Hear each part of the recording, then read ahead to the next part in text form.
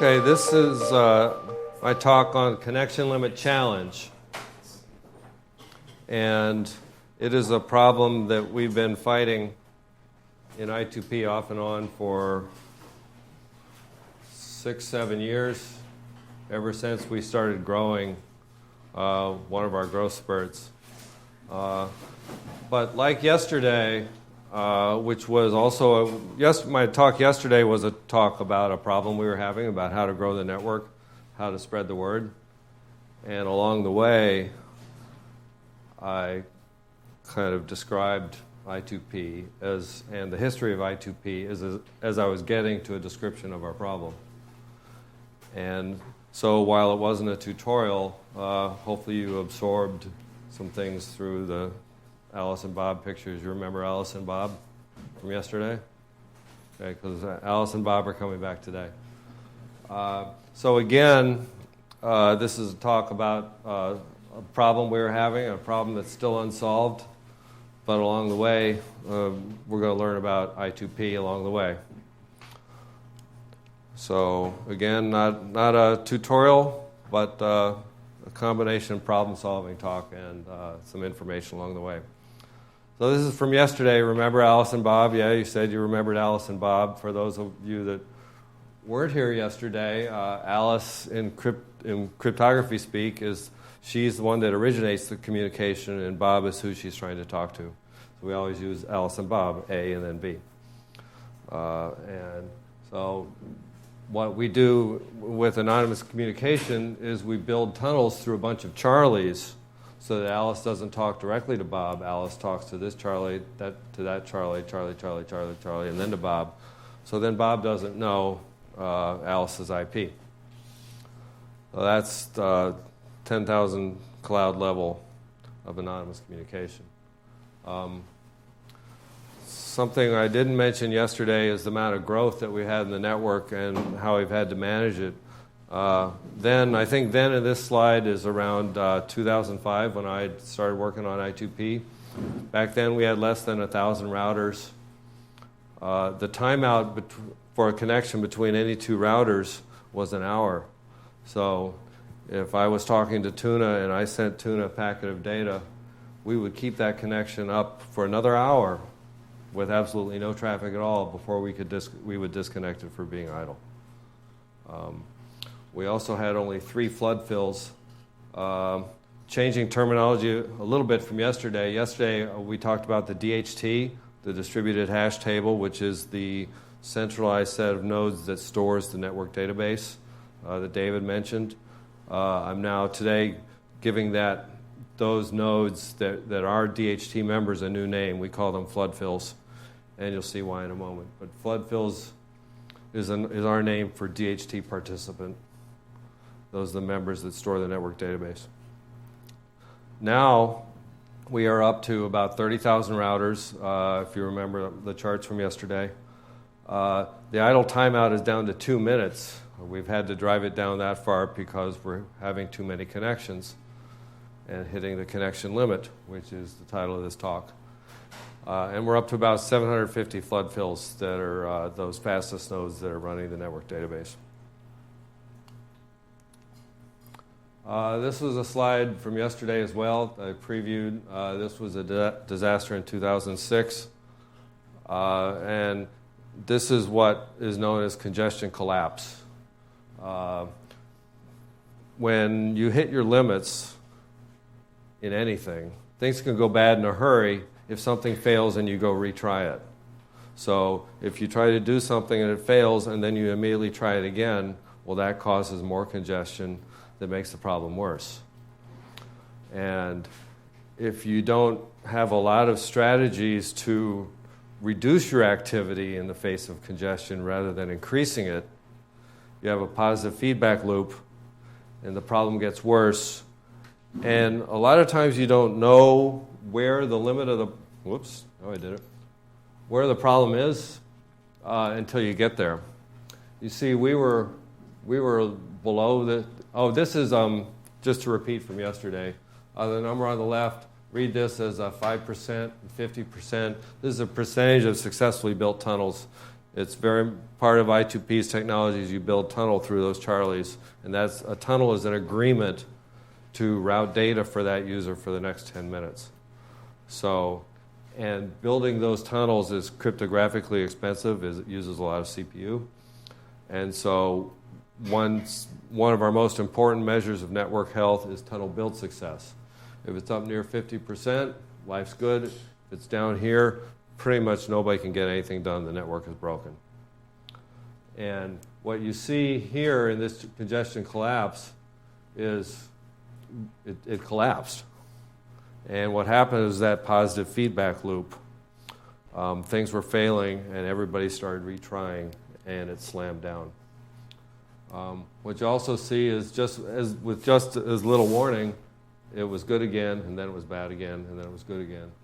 And this happened, this is UTC, so this is 3 o'clock in the afternoon in Europe. Was when it happened, and it didn't recover till about midnight. And that is the busy time for our network. Usually when things go bad, when things collapse, is in the evening in Europe time. So the lessons of congestion collapse and what we've been working so hard to avoid since then is that positive feedback drives you to disaster. It's not clear where the limits are. It's not clear when you're going to collapse. And it can be hard to recover if this is the disaster point. When we go below here, things go bad. You may not get better when you get back to here. You may have to get better all the way up to here before things get better because of hysteresis, which is just engineering talk for when you get out of something isn't the same place as where you got into it necessarily. Once things go bad, they can get stuck bad for a while. So we've spent a number of years implementing multiple strategies for back off, meaning when things go bad, when you see that the network is bad, don't make the network worse. Don't become part of the problem, because if that happens, everything goes bad. I'm going to list a number of reasons why the connection limit challenge is a challenge, why it's a difficult problem. I'm going to have slides for most of these items coming up. So I will just mention them here, and then I'll explain what those are. We do source routing of our packets. That means the originator of the packet decides how it gets routed. We're a full mesh network with no restricted routes, and that is something that was implied by David's talk. A full mesh network means everybody wants to talk to everybody. Everybody has to be able to talk to everybody. If my router can't talk to Tuna's router, we don't have any mechanism for me to send that data through Kill Your TV and then to Tuna, for example. That would be a restricted route. Or say you're in China and the firewall is blocking me connecting into China. We don't have anything called bridges, is what Tor calls them, is ways to do an extra hop. We assume that everybody can talk to everybody. And not only that, everybody wants to talk to everybody in our network. And that means as the network grows, we get n-squared connections. So if we have 30,000 nodes, we'd have 30,000 squared connections in the network if we didn't have any limits. Our DHT is interesting. It's only a small portion of the traffic and a small portion of the connections. We'll talk about the DHT lookups later. We have a weird key space rotation in our DHT at midnight that may or may not actually help anything at all, but we're stuck with it. Again, everything must have limits. One thing we've learned doing network routing software is anything will get congested. And you always have to write your software with a limit. You always have to limit the number of routers connecting to you, the amount of bytes you're sending at any one time, the amount of memory that you're using, the amount of CPU that you're using. Everything in life is limited, and your software must be able to deal with a limit. If you're not writing software that can handle a limit and can stick to a limit for anything, that software is not really mature. And what we've been doing a lot of the last few years is trying to make our software mature and have it and implement limits, stick to the limits, and effectively not only it's easy to say, well, when I get to 100 connections, I'm just not going to accept 101. But then if you're always slammed and stuck at 100 connections, you're not too useful either. Really what you want to do is stay below the limit and have other strategies so that you don't get stuck at 100 connections, but you live happily at 80 connections.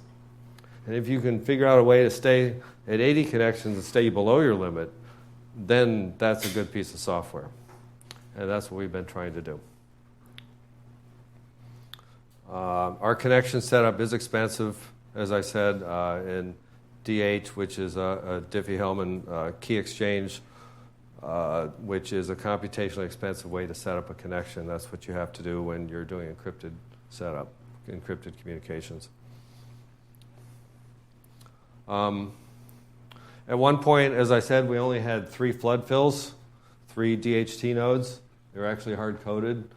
Now, the fastest nodes automatically become flood fill, and they are not hard-coded. We thought that the challenge when we started adding a bunch of flood fills was that the flood fills wouldn't all know each other, and that makes the DHT harder when you actually have to, if I don't know how to connect to Tuna, but I have to ask KYTV, hey, do you have Tuna's address? And then you would tell me Tuna's address, and then I would talk to Tuna. And that's slower than if I already know Tuna's address and could just set up a connection to him directly. So we thought it was going to be a challenge when we started having 500 flood fills or more, is that the flood fills wouldn't all know each other. And so this whole intermediate process of finding the other flood fills was going to really slow things down. Unfortunately, we have the opposite problem. The flood fills always know each other, and the flood fills always want to be connected to each other. They're the fastest nodes, and if you're fast and I'm fast, people are going to be routing traffic through the both of us, which means we're probably going to be connected to each other, and we're going to stay connected to each other, not for 2 minutes, but for hours and hours and hours and hours. So at 750 flood fills now, they all want to be connected. Well, what happens when we get to 7,500 flood fills or 75,000 flood fills? Okay, so the problem is actually the opposite of what we thought it was going to be. Okay, Alice and Bob are back.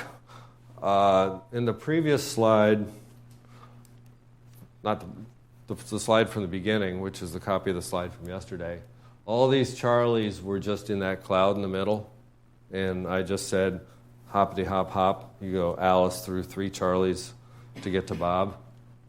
Remember that slide? Yeah. So that was a simplification. So now we're going to do the more accurate version of tunnels.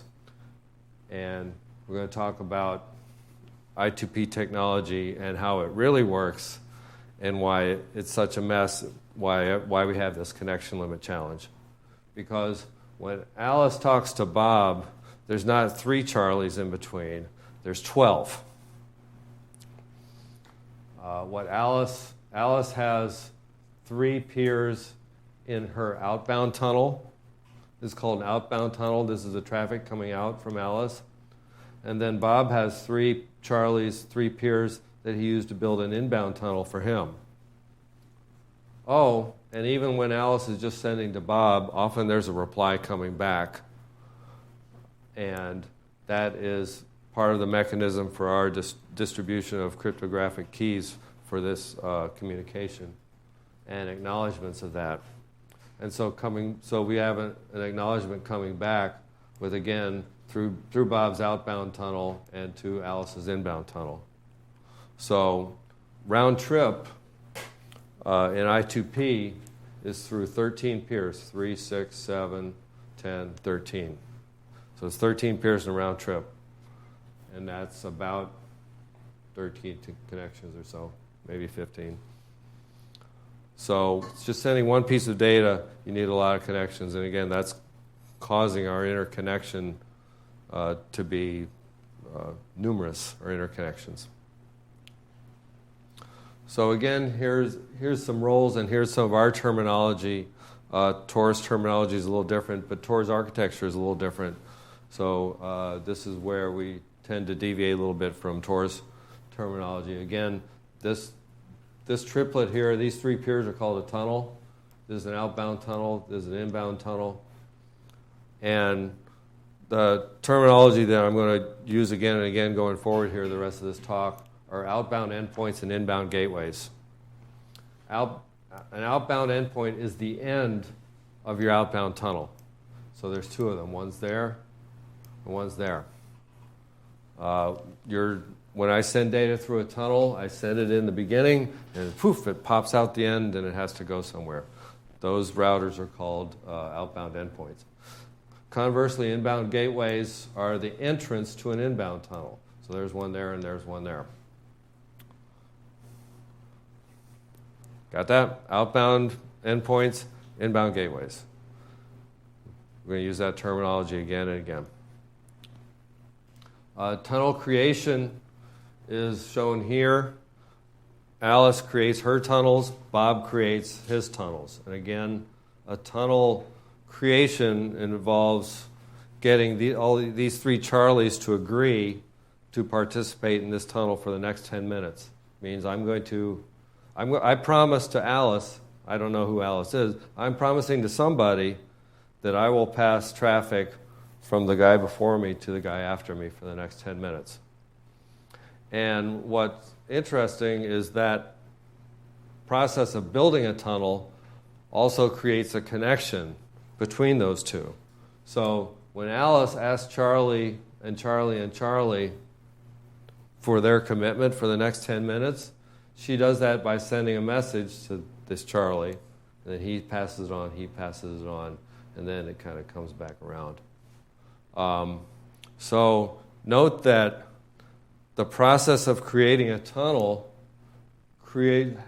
forces these routers to create a connection to each other.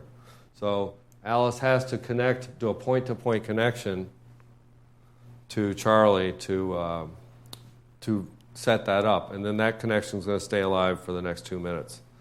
And just to be clear, when I say connection, and this talk is about connection limits, I'm talking about point-to-point connection. I'm not talking about here to here. I'm talking about each of these individual hops. That's a connection, and that's what we're trying to minimize or at least limit, and we have to limit. So note that building a tunnel creates that connection that's going to live for at least a couple minutes because our idle time is 2 minutes. Am I doing okay? Have I lost y'all yet? Everybody happy? Okay. Happy? Cool kids are happy. Okay, we talked about source routing, or I mentioned source routing. Source routing means that the originator of a message selects the path. And that's pretty much true in I2P. When Alice sends a message to Bob, Alice picks these peers. Alice doesn't know these two peers, but Alice created these tunnels, so Alice knows who these 6 peers are.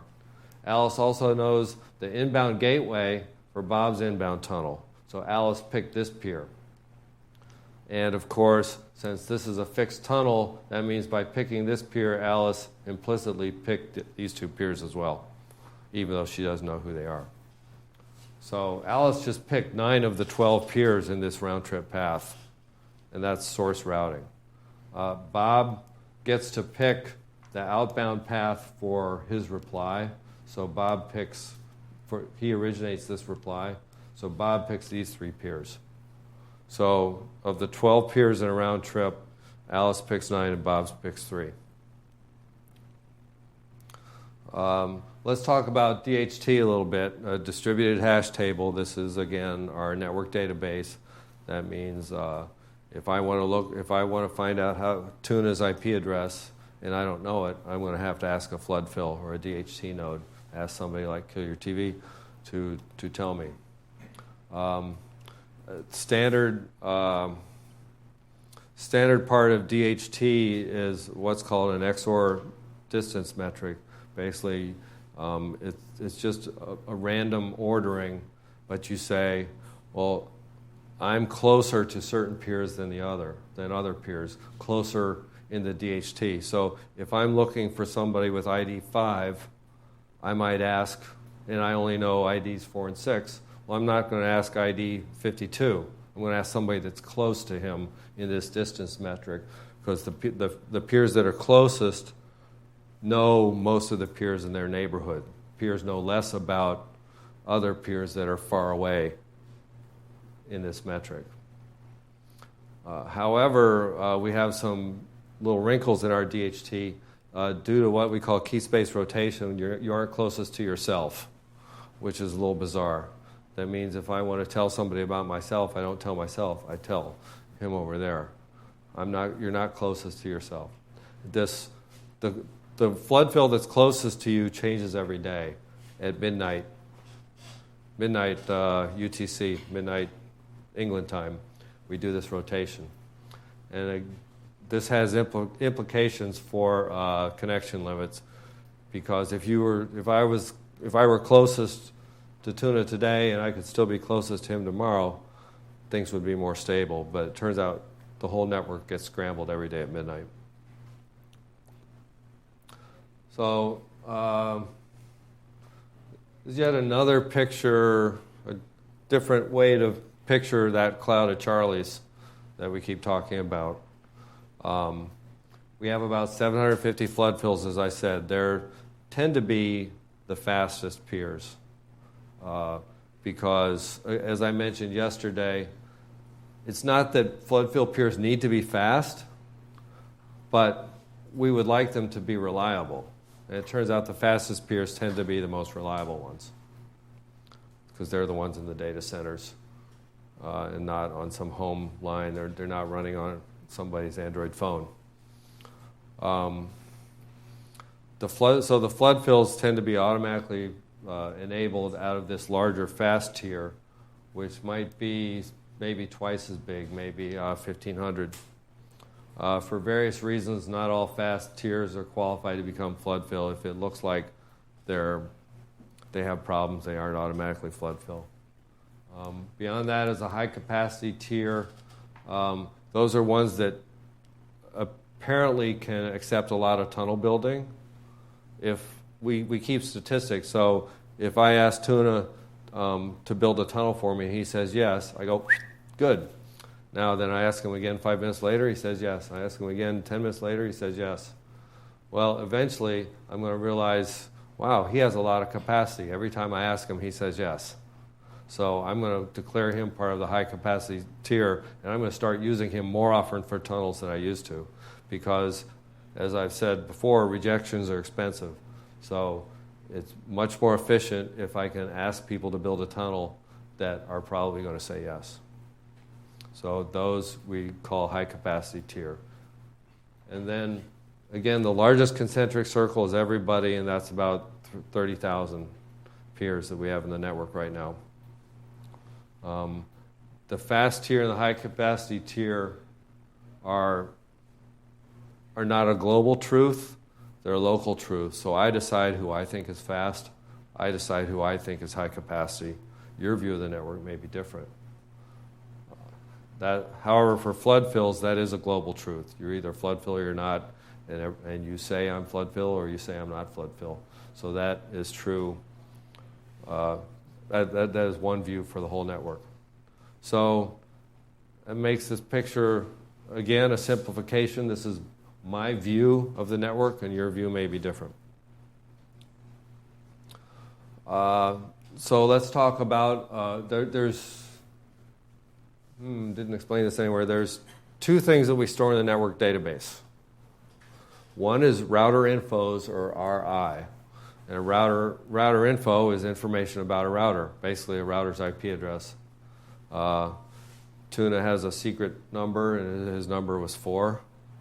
Or was it 5? 5, I think. And so if all I know is his secret number 5, but I don't know his IP address, then I'll ask somebody, hey, do you have the IP address for secret number 5? And you'd send it back to me. That's a router info. And so, again, Alice, in this case here, we're going to say Alice is part of the 30,000. She's not a flood fill. She's not fast. She's not high capacity. She's just, maybe it's my Android phone right there. Maybe that could be somebody way out in the fringes. Alice needs to store the flood fill store her IP address to the flood fill.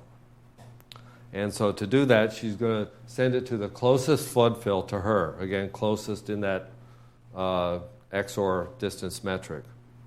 So she's going to send, Alice is going to send her information to the closest flood fill. Notice, not anywhere else around the circle, but right here, the closest flood fill. And then that flood fill is going to flood it to his neighbors. That's why we call it flood fill. They're going to fill up the network database by flooding Alice's information to the peers that are closest to it. And then Bob the flood fill is going to say, yeah, got it. So how many connections do we have here? Well, we got one connection. We use the same connection both ways. Alice talked to Bob, Bob talked to Alice. And then Bob also talked to his neighbors. But these neighbors are close to Bob all the time. So if somebody else stores something to Bob, he's probably already connected there, right? Because he just did it for Alice. Now he's doing it for somebody else. So you tend to stay connected to the people close to you because you're always flooding. Flood, flood, flood. This is happening. You have 30,000 out here and you have 750 here. Well, that means each guy here is responsible for, what's that, 400? I think. So this guy has 400 Alices all talking to him, and they're sending the information to him every half an hour, and then he's got to flood it on. Just before midnight, remember what happens at midnight? We do the key space rotation, and it's not a real rotation, but let's just pretend. At midnight, we're going to scramble the flood fills. We're going to rotate them all around. So the flood fill that was closest to Alice at 11:59 is not going to be who's closest to her at midnight, because we're going to rotate it. So just before midnight, if we didn't do anything special, when we rotated the network database, well then somebody would ask, hey, do you know Alice? And they'd say, no, I just got rotated, dude. They didn't tell me. They didn't tell me before midnight. So what we do just before midnight is we also flood to where he's going to be, to who's going to be closest, so that just after midnight, well, we were smart, we rotated. He already knew because this guy told him, and we rotated. And so now he's in the right place, he has the information. But again, so that means at midnight, everybody that was talking to these guys, well, now they got to talk to these guys, so that's another connection, scrambling connection. We have a lot more connections at midnight. We have a lot of churn in the network at midnight. It's not a big problem, but it's unique. I don't know if anybody else does this, and it does us some favors, and it does us some not favors. For router info lookups, again, there's no use storing something into a database unless you can also retrieve it. And so now we're going to put another hat on Alice. She's going to be looking up somebody else's router info. So now you're Bob over there, and I'm going to ask you. But again, it's pretty simple. You see, it's not, I'm asking somebody that's not closest to Alice. I'm asking somebody that's closest to who I want to look up. So I'm not talking to somebody close to me who would be over here, a flood fill close to me. I'm talking to a flood fill that's far from me, but somebody close to whoever knows the answer. So I'm setting up a connection far away. Another case of connections, and this is kind of recasting that picture from before, is client tunnels. And you build your client tunnels generally from the fast tier or in the high capacity tier. You pick peers that you think are going to be fast. If you route your data through fast peers, your data is going to go faster. And so we tend to select peers from the fast tier and the high capacity tier. Again, these may or may not be flood fill. May or may not be flood fill, but they're in these inner circles still. They're fast or they're high capacity. So when Alice builds tunnels, an outbound tunnel or an inbound tunnel, she's now asking these peers to connect to each other and to commit to being connected to each other for 10 minutes, or at least to reconnect to each other if they weren't, when she decides to send some data through.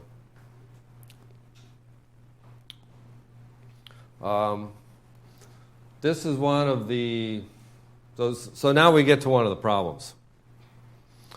As I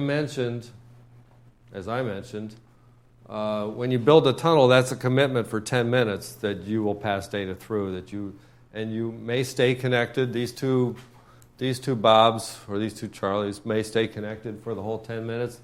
They may not, but they promise to send the data on. So if their connection here idle times out, they better reconnect. And they promised. So they darn well better do it. But what about the outbound endpoint to inbound gateway connection? That's the inter-tunnel connection between two tunnels, between Alice's outbound tunnel and Bob's inbound tunnel. They didn't promise really anything. They weren't necessarily connected to each other. They didn't promise to stay connected to each other. They promised to route whatever data comes in, and he promised to route whatever data goes out, but he doesn't know where that data is going to go. He doesn't know where that data is coming from. May be connected, may not be. And so being an outbound endpoint or an inbound gateway can lead to a lot of connections to everywhere. Say Alice wants to send packets to 5,000 people in 5 minutes. That means, I can't point there, you guys won't see it. That means he would have to send data 5,000 different places in 5 minutes. That would cause him to create 5,000 point-to-point connections. And he can't really promise to do that. And there's nothing in the tunnel build setup that says, oh, by the way, it's going to be 5,000 of these connections I'm going to ask you to do. So this outbound endpoint to inbound gateway inter-tunnel connection is a big source of our problems. It's not a commitment, and this is what often fails. Why? Because either the outbound endpoint or inbound gateway has hit its connection limits. That means Bob already has, say, 5,000. The outbound endpoint already has 5,000 connections. If you try to ask him to connect to the 5,000 first, all he can do is just drop on the floor. So people talk about tunnel failures in I2P. A lot of it is really inter-tunnel failure, where this connection fails. And again, it fails because we have to have limits. I don't know how many TCP connections your PC at home through your $20 wireless router can handle. And we just don't know. But it probably isn't 1 million, it probably isn't 30,000. And so we have to have limits. One thing I'm get at here is that Alice doesn't actually have one outbound tunnel. She has a group of them. She has a pool. It's called a tunnel pool. And so she gets to pick which tunnel to use. And remember, from source routing, she also picks Bob's inbound gateway. She also picks this. So that means it's possible that Alice could keep track of, is it likely that these two are connected? Since it's source routing, she gets to pick from a choice of, say, 2 or 3 of these. She gets to pick between a choice of 2 or 3 of those at the inbound gateway. And so maybe she can pick the pair that's closest in DHT land. But these guys aren't in the DHT, but still you can use that closest metric to try and predict how likely is it. I've called that connection tracking. Try and guess how likely, try and pick the pair that's most likely to succeed. Am I doing it on time?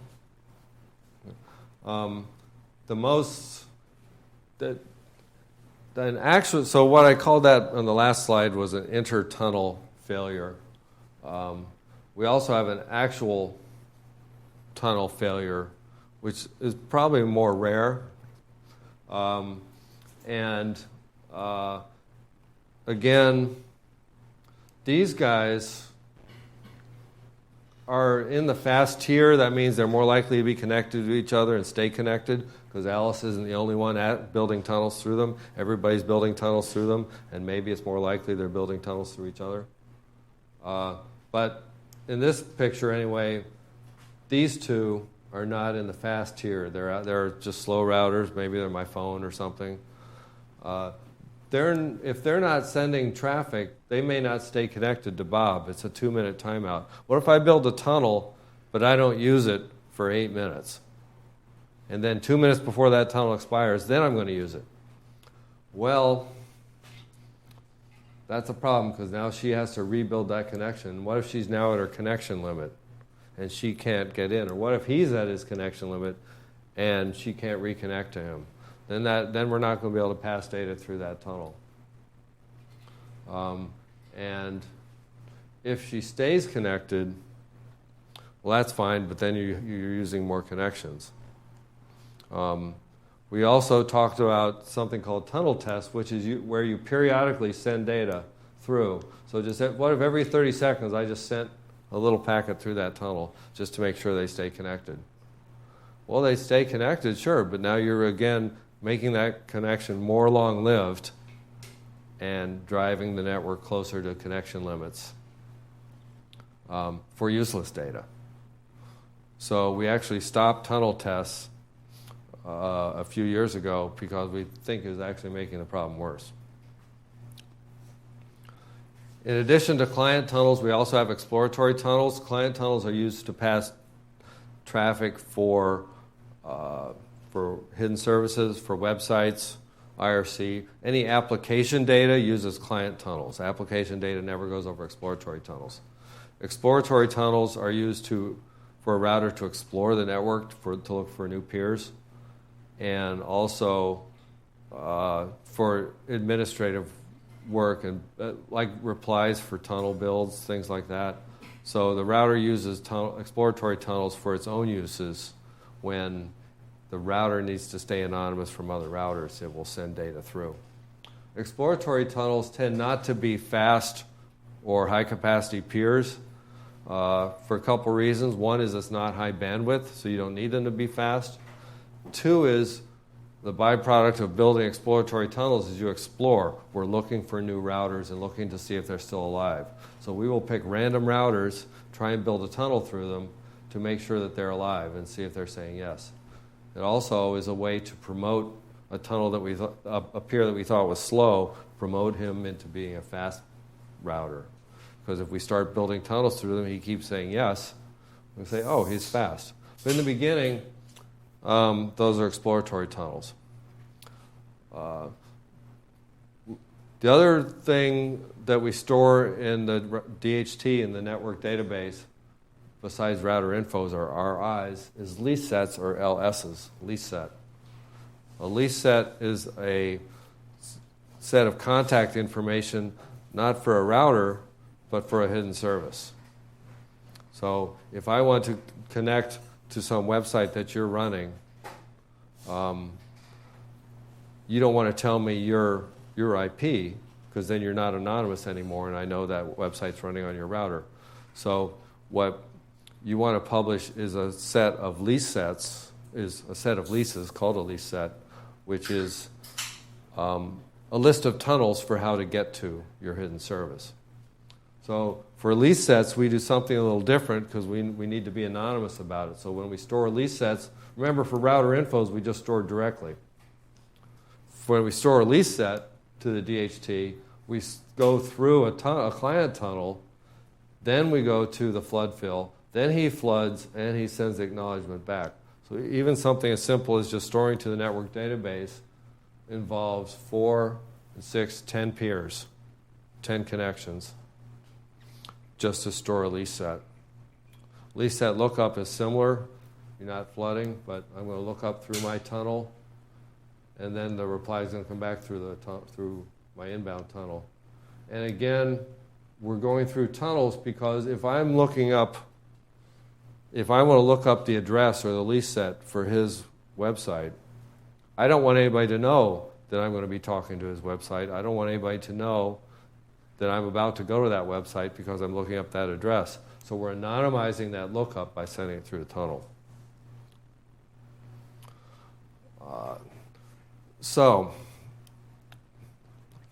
All of this leads us to the connection limit problem. What you've seen is that the flood fills all want to talk to each other. The fast tier all wants to talk to each other and stay connected to each other. The high capacity tier a little less. Everybody else not so much. What happens is everybody else wants to talk into the fast group. And then the fast group tend to run most of the tunnels, and so they talk to each other. So these inner tiers tend to stay connected to each other, and that's what we call full mesh. Everybody wants to stay connected to everybody. And those, no matter how low you set that idle timeout, the connections are going to stay up because there's always traffic going between those two. So within these inner circles, the connection lifetime is long. You're going to connect somebody, you're going to stay connected for a long time. From somebody outside connecting in, that connection tends to be short-lived. But sometimes they have trouble connecting in because who they're trying to connect to is at their connection limits.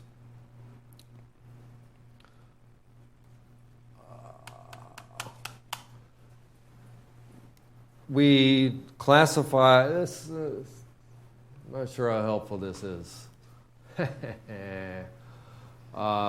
We group our routers into classes, K, L, M, N, O, P, X, and the higher the letter, the faster it is. The X routers are the fastest. The K routers are the slowest. The ones I have in blue are the flood fills. They're noted by a lowercase f.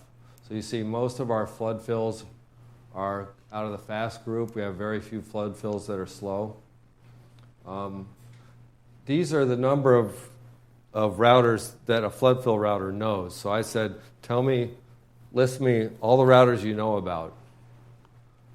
So he knows about 640 flood fills, other flood fills, and he knows about 1,486 low bandwidth nodes. That's who he knows right at this moment. Maybe connected to, maybe not, but that's who he knows locally. Well, remember I said that in the network we have about 750 flood fills? So he knows almost all of them. Remember I said we had about 30,000 nodes total? He knows 5% of them. So again, another indication that a flood fill node or a fast node, and M is not particularly fast, but flood fills are popular, and flood fills tend to know almost all the other flood fills, even if they don't know too many of the whole network.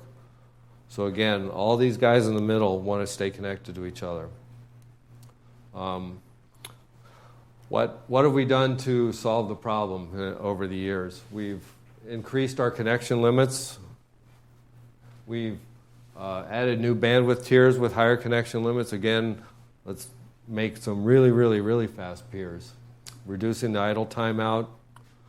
A lot of our strategies that have tended to work well are these strategies, again, to throttle things down before you get to the limit. If the only thing you do with a limit is just stop when you get to 100, that's terrible. So what we do is start reducing things when we get to 35% even. Even at 35% of capacity, we're already changing our behavior. And we do other things at 50, other things at 75, other things at 85 and at 90. And that's to reduce that positive feedback loop. If you don't throttle back what you're doing as things are starting to get crowded, then it becomes a positive feedback loop and you slam everybody to the limits and then things collapse. So a lot of these strategies are to start adjusting algorithms at a surprisingly far distance below the limit.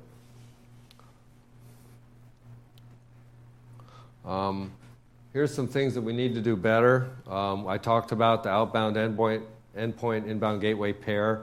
Can we select a pair that we know is already connected or that is DHT close to each other so that we can maximize the chance of that inter-tunnel connection working? Can the replies go through exploratory tunnels instead of client tunnels? Another thing that we do, that we started doing lately is if I need to send something to Tuna, I first check to see if we're connected. If we are connected, I send it directly. If we aren't already connected, then I'll send it through my tunnel to a fast peer and hope he's connected to you. So try and maximize the chance of it getting to you by sending it to her. If we don't need anonymity for that particular set of data that I'm sending to you, then I will send it directly if connected. Otherwise, so try and maximize the chance of connection. One thing that we do is we adjust the idle time. Believe it or not, we actually do start our idle time at half an hour, but then as things get more congested, we go down to 2 minutes fairly quickly.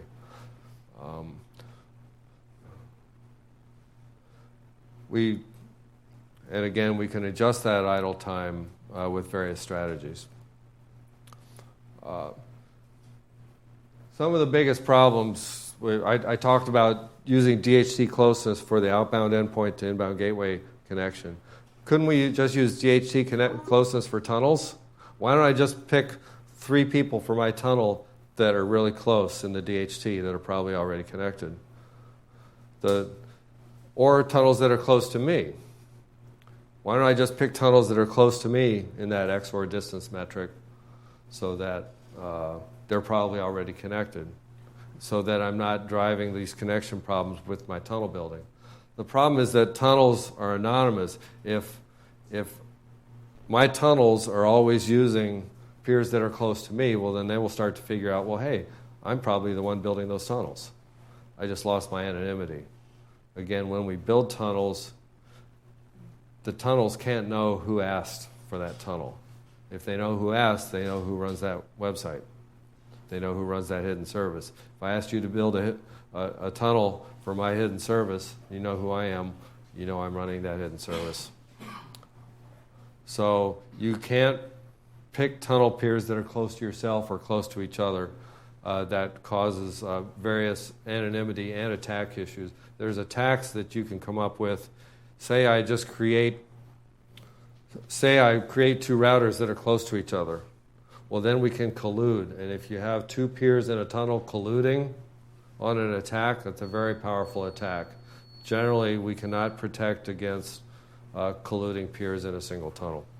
So we can't pick tunnel peers that are close to each other because they might be cooperating. One thing we could try to work on is biasing our tunnels away from flood fills. Flood fills tend to be fast tend to be flood fills. One thing we could do is maybe not try and build so many tunnels through flood fills because they are already busy doing their flood fill thing. So maybe when we're building tunnels, let's maybe try and bias it away just a little bit from flood fills. So then we start to have a little bit more of a separation. We have our flood fills, and then we have our fast peers. But maybe that would make things worse because now then we just have more connections between them anyway. Talked about semi-recursive storage, which is, Tuna and I have been working over the last couple of years about ways to improve our DHT and how we store things, how we look up things. And maybe there's a way that rather than I store it to a flood fill, maybe I send it to somebody that's close to the flood fill already or is already connected, and then he stores it. So you can always add more hops if you want. Again, just trying to minimize the number of connections. Shared clients close on idle. Again, trying to not have a lot of tunnels that are never used. Let's only build tunnels if we really need them. The trouble is, if you don't have any tunnels ready when you need them, that means you got to go build them, and that could be slow. So say I sit down at my computer and want to get to some hidden service I haven't used it in a day, well then it might take 15 seconds, 30 seconds, a minute to build a tunnel, and that's a bad user experience. So we try and reduce on idle, but we don't close on idle, so that we always have a tunnel available if the user needs it. But that does cost. Here's the connection limits. We have two transports, a TCP transport and a UDP transport called SSU. Here's our connection limits, and we do it based on the user's configured bandwidth. So the user configures his bandwidth, what's the maximum that he wants I2P to use. From that, we infer, well, if he wants it to use a lot of bandwidth, he probably has a pretty good computer, or he probably has a pretty good internet connection, so we can use more connection limits. So we auto-configure the connection limits by proxy based on how fast the user tells us it is, which is not a great correlation to begin with. Then we automatically boost that if it's flood fill because they're going to use more connections. I have no idea what a typical data center computer can handle. I do know that for a typical home user, they can really run into problems with their firewall, with their NAT firewall, because of it doing the port mapping. So your little firewall box that your cable company gave you or your phone company gave you, it has only a limited ability to map connections from the inside to the outside through its firewall. And if you load it up with thousands and thousands and thousands of connections, it can just die, it can reset, it can just drop them. And so, but we don't know what the limits are. This is what the limits are as of now. Are they right? I don't know. How much can a data center computer handle? Maybe it can handle 10 times that. I really don't know. We also don't know which is more expensive, TCP or SSU. Notice that our limits for SSU are 3 times higher than for TCP. That's based on a guess that TCP is more expensive. So we can do more of the SSUs, which are cheap, but that's just a guess. We don't know what Tor does, or I haven't looked anyway, as far as limiting number of connections. What's the capacity? We don't know. And as I mentioned before, splitting the flood fills from the fast peers. So that's the connection limit challenge. Notice there were no answers in there at all. It's a problem we've been fighting for years. We've had disasters along the way, fixed it up, and then had it break again. So if any of you have any ideas, we can certainly talk about it later. So thanks a lot. We're going to take about a 10-15 minute break. If you have any questions, you can ask me during the break. And we're going to set up to talk to Lance over Skype. Thank you.